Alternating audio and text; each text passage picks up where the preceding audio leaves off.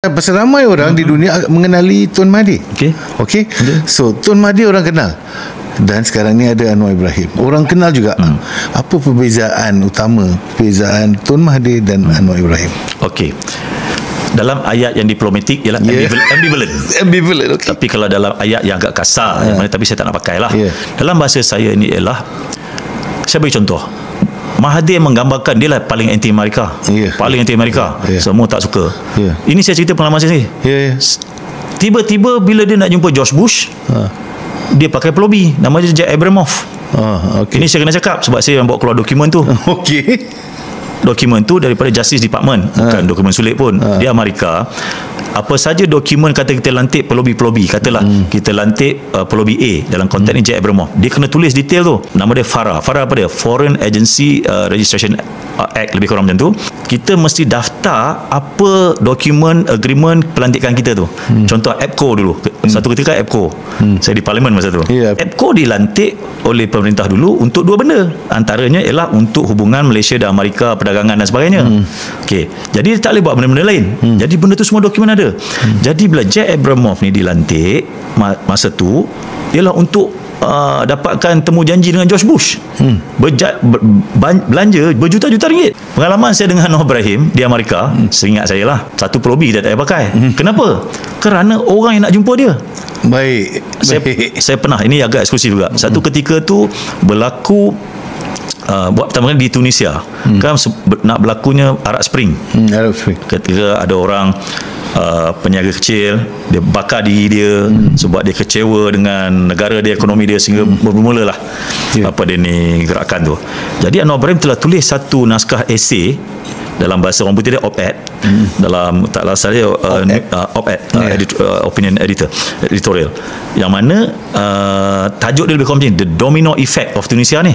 Jadi masa tu Anwar Ibrahim ni dah bayangkan apa yang berlaku kat Tunisia akan ada domino effect kepada di Timur Tengah sebelum orang lain cakap. Jadi antara sebab yang Anwar Ibrahim tulis kat situ ialah sebab American ambivalent. Jadi seorang pemimpin Amerika, orang hebat, nama dia Samantha Power. Power ni profesor di Harvard ketika itu, ialah ambassador Amerika to United Nations. She's very upset kenapa Anwar Ibrahim ni kata America ambivalent. Siapa? Dia bayang ni.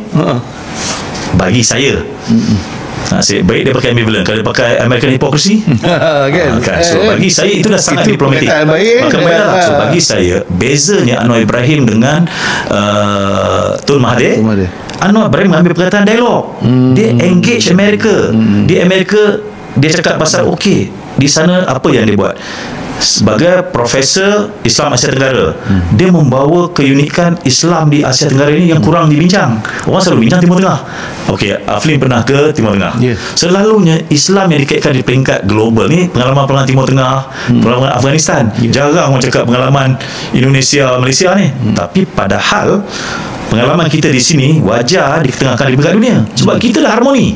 Pelbagai etnik boleh, beragama boleh, dan itulah Islam. Surah Al-Hujurat ayat 15-16. So jadi poin yang saya nak cakap, beza Anwar Ibrahim dengan Tun Mahathir, Anwar Ibrahim saya tak ambivalence. Jadi saya tak boleh cakap Tun Mahathir itu apa, nanti marah penonton ni. Itu konklusi. Jadi poin saya ialah pendekatan Anwar Ibrahim ini, dia memahamkan rakan dia. Contoh, dia pergi ke tempat yang paling lah kita kata orang takkan cakap. Contohnya pergi ke Beijing. Beijing ni seorang cakap pasal ekonomi. Dia pergi sana cakap pasal tamadun, sehingga Xi Jinping boleh cakap, saya tahu you ada buat program Islam dan Confucianism. Apa kena-mengena Islam Confucianism dengan nak bawa pelabur Cina ni? Tetapi dia sebab tu gimana? Xi Jinping, kita tengok macam hubungan Malaysia hari ni macam mana. So bagi saya, Malaysia di bawah pimpinan Datuk Seri Anwar Ibrahim ini mampu membawa satu citra kita ialah boleh menjadi hub dialog dunia. Contoh, okey, kalau Oslo, tempat orang nak buat keamanan, kan banyak buat di Oslo, di Den Haag ataupun di Hague, di Belanda, tempat di mana orang nak buat isu-isu keadilan, contohnya Mahkamah Agung.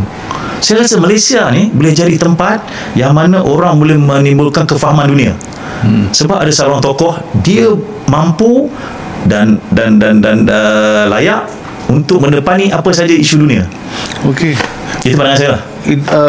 Ramai orang yang you sebut ni jenis orang yang menyatukan orang, membuka minda orang kepada keamanan, kepada apa, dan ni semua banyak orang macam ni selalunya akan dinobatkan di dunia ni dengan Nobel Peace Prize. Okay. Kan pasal Nobel Peace Prize ni ialah kita tahu Nelson Mandela dah menang.